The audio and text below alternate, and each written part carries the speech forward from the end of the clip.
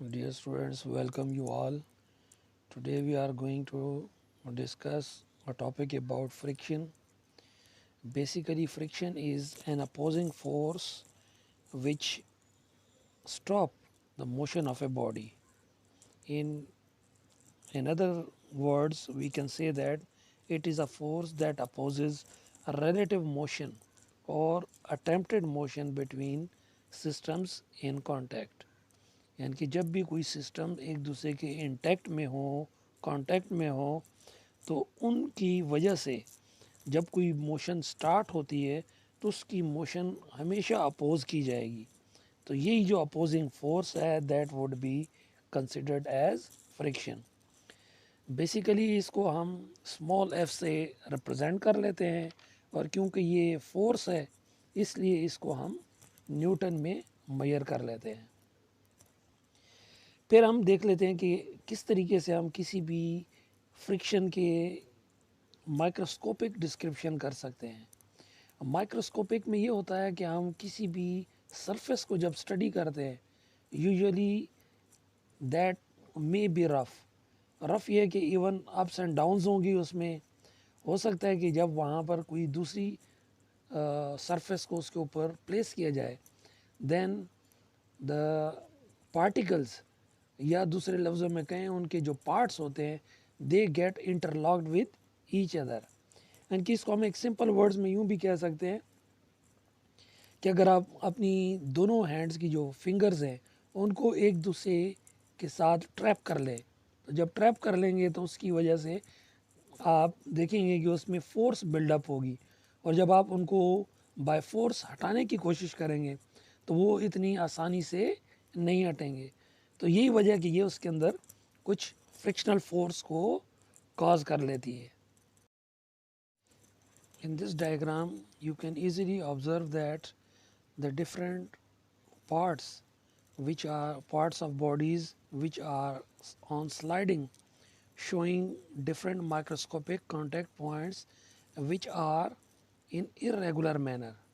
So this irregular shape will explain the frictional force caused in that proper situation.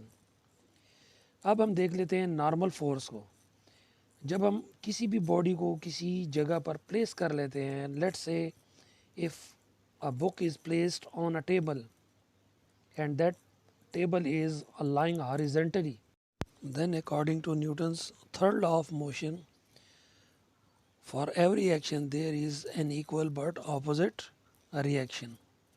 तो यहाँ पर जब हम बुक को टेबल के ऊपर लाई कर लेते हैं हॉरिजेंटली तो बुक का जो वेट होता है वो डाउनवर्ड एक्ट करता है, जबकि नॉर्मल रिएक्शन जो है वो अपवर्ड डायरेक्शन में होता है। और क्योंकि इसके ऊपर कोई एक्सटर्नल फोर्स एक्ट नहीं कर रही होती that's why a book will remain as it is on the table. और अगर इसके ऊपर एक्सटर्नल फोर्स कोई लग रही हो then that book will fall down. Now if the surface of a table is not horizontal, then the normal force is not vertical and it is not equal in magnitude to the weight of a book. अब इसको अगर हम इस situation को देखें तो इस तरह भी कह सकते हैं कि अगर हम उस टेबल को थोड़ा सा टिल्ट कर देते हैं, उसकी डायरेक्शन बना देते हैं, एक साइड से लिफ्ट कर लेते हैं और दूसरी साइड उसकी बिल्कुल ग्राउंड के साथ या फ्लोर के ऊपर कांटेक्ट में हो, तो इस केस में जो नॉर्मल फोर्स है वो तो उसी तरह वर्टिकल रहेगा, लेकिन बुक का जो वेट होगा उसको हम दो कंपोनेंट्स में डिवाइड कर देंगे। First is horizontal component of weight of a book, और ये जो हॉरिजॉन्टल कंपोनेंट होगा वेट ऑफ अ बुक का ये नॉर्मल रिएक्शन इसको बैलेंस करेगा। लेकिन जो वर्टिकल कंपोनेंट होगा that will be effective in such a way that it will start motion of a book and that book will slide in downward direction, क्योंकि एक side से हमने उसको लिफ्ट किया होता है टेबल को, जबकि दूसरी साइड उसकी वहाँ पर ग्राउंड के कांटेक्ट में होती है। तो इस केस में एक डिक्लाइन सा मिल जाता है और उस डिक्लाइन की वजह से vertical component of weight of a book जो होगा that will be effective and then that book will slide in downward direction. Now we come to the types of friction. Usually there are three types of friction. Number one, static friction. Number two, kinetic friction. And the third one, rolling friction. अब सबसे पहले हम देख लेते हैं static friction को. Static stand for rest, यानी कि जब भी कोई बॉडी रेस्ट में होगी तो उसके ऊपर जो भी फोर्स अप्लाई होगी, जो कि उसको मोशन में लाने की कोशिश कर रही होगी, तो वो तो एक्सटर्नल फोर्स कहलाएगी. लेकिन जो फोर्स उसको रेस्ट में कंटिन्यू कराने में, मेंटेन रखने में, उसकी स्टैटिक सिचुएशन को रिटेन रखने में मदद देती है, that would be considered as static friction. या दूसरे लफ्ज़ों में हम कह सकते हैं the frictional force that tends to prevent a stationary object from starting to move is called static friction. It is usually represented by Fs. F small कर लेते हैं और S सबस्क्रिप्ट में लिख देते हैं इसको. फिर हम देखते हैं काइनेटिक फ्रिक्शन को. काइनेटिक का नाम से ही पता चलता है कि इसका ताल्लुक बॉडी की मोशन के साथ है.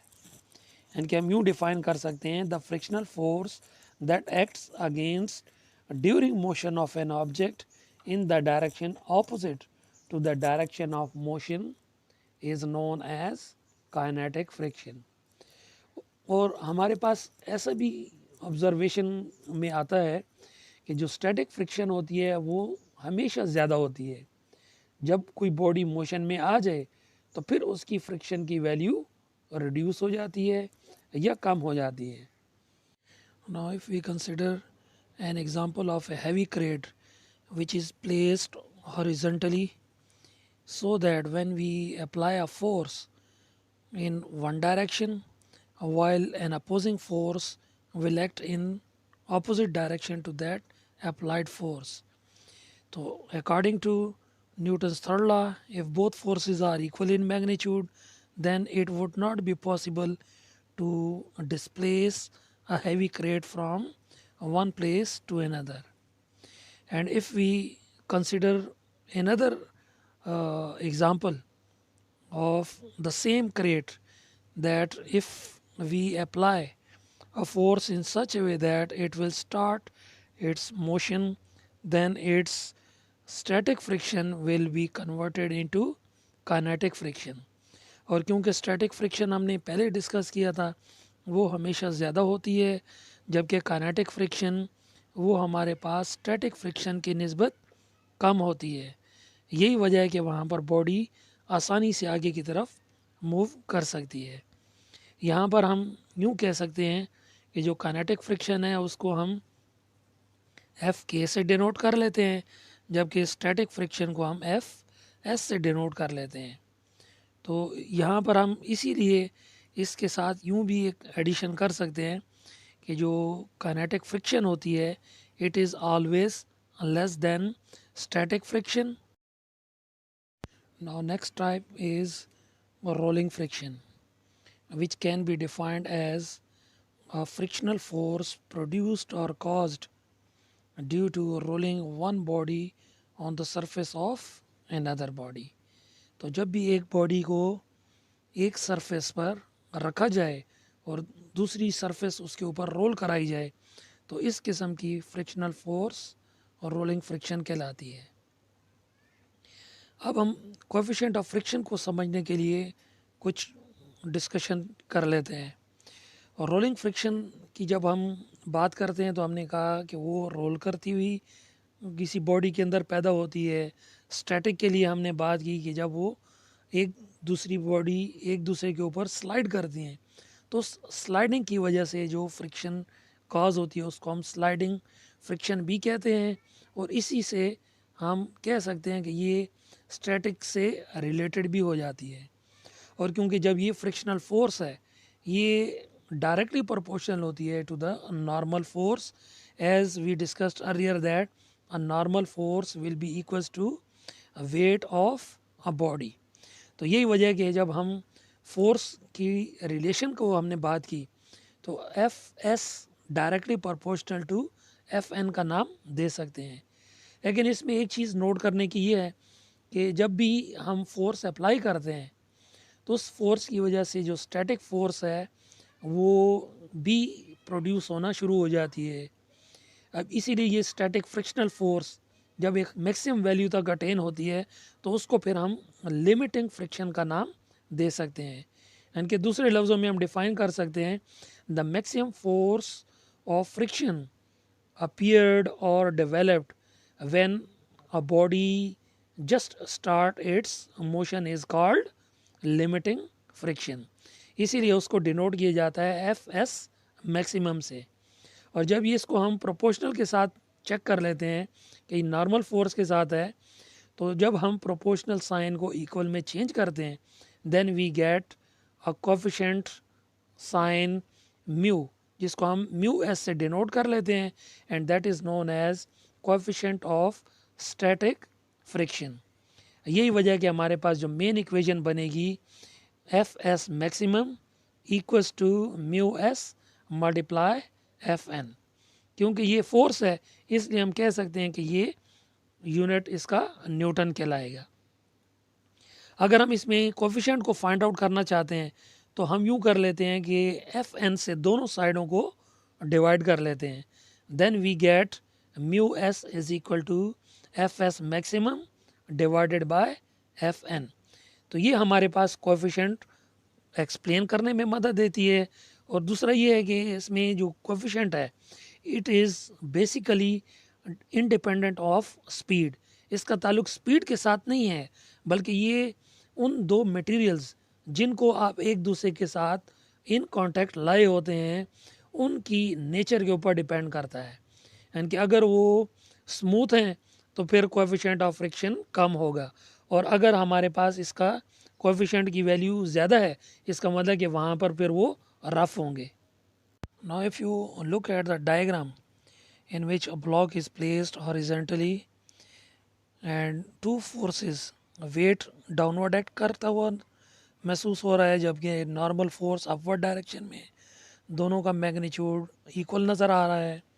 और इसी तरह हमारे पास जो अप्लाइड फोर्स है वो राइट साइड पर नज़र आ रही है जबकि जो फ्रिक्शनल फोर्स है वो हमारे पास लेफ़्ट साइड पर शो की गई है। अगर ये दोनों फोर्सेस इक्वल होंगी it means now there would be a static frictional force by which a block does not move। लेकिन जैसे ही हम उसकी कंडीशन को यूँ चेंज कर दें कि हम इतनी फोर्स अप्लाई कर दें so that a block breaks away from its contact, in other words you can say that it reaches to its maximum value. और जो हमने पहले बात की लिमिटिंग फ्रिक्शन तक पहुंच जाती है तो उसके बाद वहाँ पर उसमें जो एक्सेलरेशन होगी अब जो उसमें पैदा होगी वो राइट साइड की तरफ होगी और जिसकी वजह से जो फ्रिक्शनल फोर्स पैदा हुई है उसको हम नाम देंगे kinetic frictional force. This kinetic frictional force also varies directly proportional to the normal force। That's why its equation can also be modified as Fk is equal to coefficient of kinetic friction mu k and force Fn जिसको हमने normal force का नाम दे दिया। अब यहाँ पर एक और चीज़ भी है कि जिस तरह कोएफिशिएंट ऑफ फ्रिक्शन हमने स्टैटिक की बात की इसी तरह कोएफिशिएंट ऑफ काइनेटिक फ्रिक्शन भी होंगे तो दोनों वैल्यूज़ में चेंज आएगी। Kinetic friction is always less than the coefficient of static friction. क्योंकि काइनेटिक फ्रिक्शन में मोशन स्टार्ट हो जाती है इस वजह से कोएफिशिएंट की वैल्यू भी कम होती है जबकि स्टैटिक में क्योंकि वहाँ पर वो फोर्स ज़्यादा अप्लाई होने की ज़रूरत होती है इसलिए उनकी वैल्यू ज़्यादा होती है। इसीलिए हम इसको एक समराइज फॉर्म में भी कह सकते हैं कि जो कोएफिशिएंट्स की वैल्यूज़ हैं कंपैरिजन है that will depends upon the nature of surfaces in contact during sliding। फिर अगर हम यूनिट की बात करें तो हमारे पास कोएफिशिएंट ऑफ फ्रिक्शन जो है it has no unit because it is a ratio between two forces. Usually forces are measured in Newton, so both units in Newton will cancel each other, and then it will give you just digital value, यानी कि कोई एक digit की form में या कोई एक number की फॉर्म में आपको एक वैल्यू मिलेगी जो उस कोएफिशिएंट को रिप्रेजेंट करेगी. यही वजह है कि हम कह सकते हैं कि कोएफिशिएंट का यूनिट कोई नहीं होता. Now we proceed to graphical representation of friction. In order to derive a graph between two quantities, there should be a condition that the dependent quantities must be taken along a y-axis while the independent quantity should be taken along x-axis. तो यहाँ पर जब हम frictional force की बात कर रहे हैं तो फोर्स ऑफ फ्रिक्शन जो है ये डिपेंडेंट है, इसलिए हम इसको वाई एक्सिस के अलॉन्ग ले लेंगे, जबकि अप्लाइड फोर्स वो हम उसको एक्स एक्सिस के अलॉन्ग ले लेंगे. जब हम फोर्स को इंक्रीज़ करते जाते हैं तो फोर्स इंक्रीज़ होने तक देखें तो वहाँ पर maximum value F S maximum तक जाती है, जिसको हमने बात की थी लिमिटिंग फ्रिक्शन की. तो वहाँ तक जो फोर्स है, अगर अप्लाइड फोर्स और स्टैटिक फोर्स इंक्रीज़ हो रही है, दोनों इक्वल आ गए हैं, तो इक्वल आने पर यहाँ पर इन दोनों के दरमियान में ग्राफ स्ट्रेट लाइन में आएगा. और स्ट्रेट लाइन में आएगा it means these both forces are directly proportional to each other. Now if we increase the applied force, then the limiting friction, then the force of friction reduces. वो फिर मज़ीद बढ़ेगी नहीं बल्कि मामूली सी उसमें डिक्लाइन आएगा, और जब डिक्लाइन आया तो ये इसमें चेंज हो जाएगी frictional force into kinetic friction, और यही काइनेटिक फ्रिक्शन फिर उसको स्मूथली मूव करने में मदद देगी. तो यही वजह है कि यहाँ पर ग्राफ में पहले देखें तो फोर्स ऑफ फ्रिक्शन और स्टैटिक फ्रिक्शन की बात हुई, तो उसमें हमने देखा कि स्ट्रेट लाइन ग्राफ आता है और फिर मामूली सा उसमें डिक्लाइन आकर और फिर वहाँ पर एक स्ट्रेट लाइन में ग्राफ बनेगा which is parallel to X axis. तो यही वजह है कि यहाँ पर हमें ये बता रहा है कि इसमें जो फोर्स है वो इससे काइनेटिक फ्रिक्शन से मज़ीद फिर कम नहीं होगी, बल्कि वो वहाँ पर उसी हालत में अपनी मोशन को कंटिन्यू करेगी. तो ये हमारे पास इसके ग्राफिकल एक्सप्लेनेशन थी. Now we come to advantages of friction. Basically friction हमारे पास दो तरह की हमारे पास कंडीशन के तौर पर कंसिडर हो सकती हैं. या तो हम उसके एडवांटेजेस को डिस्कस करेंगे या हम डिसएडवांटेजेस को करेंगे. एडवांटेजेस से मुराद हम उस फ्रिक्शन से कुछ मदद लेना है, यानी कि उससे हमने फ़ायदा लेना है.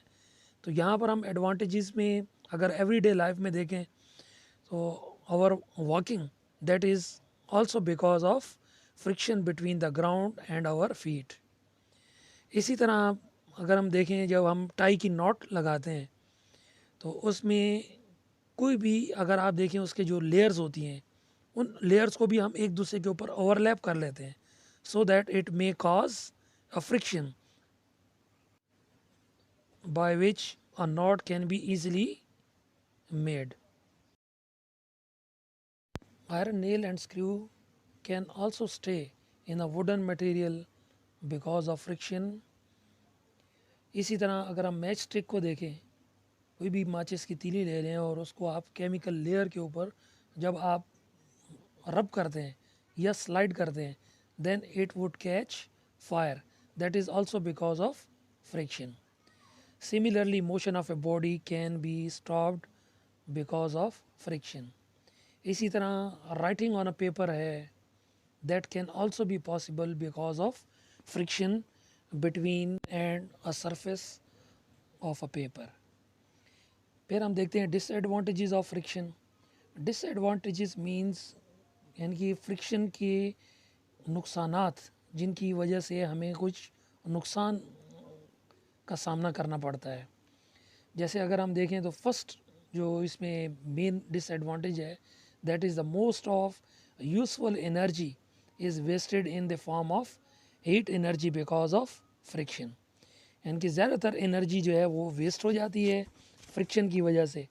अगर हम बिल्कुल न्यू इंजन की बात करें, नई गाड़ी है, मोटर बाइक है, तो जब उसको स्टार्ट कर लेते हैं तो स्टार्ट करने पर थोड़ी देर में बहुत ज़्यादा हीटअप हो जाती है, उसमें ज़्यादा एनर्जी यूज़ हो रही होती है जो कि वेस्ट हो रही होती है। So that is because of friction. Now in machines may cause wear and tear in tools, यानी कि उसके जो पार्ट्स हैं वो उनकी कहीं पर स्लाइडिंग हो रही होती है, कहीं पर रोलिंग हो रही होती है, तो ज़्यादातर वो पार्ट्स जो कि स्लाइड कर रहे होते हैं वो टूट फूट का शिकार हो जाते हैं, और ये भी फ्रिक्शन की वजह से ही होता है। Then speed of a vehicle can also be reduced greatly because of friction between its parts and the tires with the ground। यानी कि जब उसके पार्ट्स हैं वो एक दूसरे के साथ स्लाइड कर रहे होते हैं, उसकी वजह से फ्रिक्शन कॉज हो रही होती है और गाड़ी की स्पीड में रिडक्शन आती है। सिमिलरली जो टायर्स हैं और ग्राउंड के दरमियान में या टायर्स और रोड के दरमियान में है, तो उस फ्रिक्शन की वजह से भी ये स्पीड में रिडक्शन हो सकती है। Now we come to methods of reducing friction. So the first method is by polishing. If we polish the rough surface then it become smooth and as a result friction get reduced. Second, by applying lubricants, oil or grease to the surface, as friction of certain liquids is less than that of solid surfaces, that's why oil or grease is applied between the parts of machinery। यानी कि हम आम तौर पर देखते हैं कि जो लिक्विड्स हैं या ऑयल्स हैं उनको मशीनरीज़ में इस्तेमाल किया जाता है, या जिस तरह गाड़ी की बात करते हैं तो इंजन में ऑयल को इस्तेमाल किया जाता है, ब्रेक ऑयल होता है या इसी तरह इंजन ऑयल होता है, क्योंकि उसकी फ्रिक्शन कम होती है। यही वजह है कि वो वहाँ पर इंजन के अंदर या डिफरेंट पार्ट्स को स्मूथ करने में मदद देता है, और इस तरह फ्रिक्शन उसकी मदद से कम हो जाती है। इसी तरह हम ग्रीस को उस वक्त अप्लाई करते हैं जहाँ पर ऑयल हम ना लगा सकें, क्योंकि ऑयल तो बह जाता है, लेकिन ग्रीस क्योंकि थोड़ा सा थिक होता है, और थिक होने की वजह से उसमें एडहेसिव पावर, चिपकने की ताकत ज़्यादा होती है, तो वो फिर ज़्यादातर पंखों में इनको इस्तेमाल किया जाता है। Third one is by using ball bearing, क्योंकि हम डिफरेंट मशीन्स में देखते हैं कि वहाँ पर जहाँ स्लाइडिंग फ्रिक्शन ज़्यादा होती है तो उस स्लाइडिंग फ्रिक्शन को रोलिंग फ्रिक्शन में चेंज कर दिया जाता है with the help of ball bearing, ताकि जो है ना उनकी मदद से वहाँ पर फ्रिक्शन में कमी आ जाए और वो इतनी ज़्यादा हीट अप ना हो सके। And the last one is by using oblong shape. आमतौर पर ये देखा जाता है कि जितने भी व्हीकल्स होते हैं उनकी शेप को ऑब्लॉन्ग या थोड़ा सा टेढ़ा बनाया जाता है, ताकि जो एयर फ्रिक्शन है वो कम से कम की जा सके, और जैसी फ्रिक्शन कम हो जाएगी तो ऑटोमेटिकली जो है ना वो व्हीकल्स हैं लाइक कार्स हैं उनकी स्पीड ज़्यादा हो जाएगी। लेकिन इसकी निस्बत अगर हम बसेस की बात करते हैं जिनमें उनकी शेप फ्रंट जो एरिया होता है वो बिल्कुल फ्लैट होता है, तो फ्लैट होने की वजह से वहाँ पर उसमें फ्रिक्शन इंक्रीज़ हो जाती है, जिस वजह से उन गाड़ियों की या उन जैसी बसेस की स्पीड कम हो जाती है। So that was the main ideas between the friction, how it produces, how it gives an idea of its equation, and from which points we get their advantages and disadvantages. Hopefully you will understand this topic with the help of such explanations. Okay, thank you. Goodbye.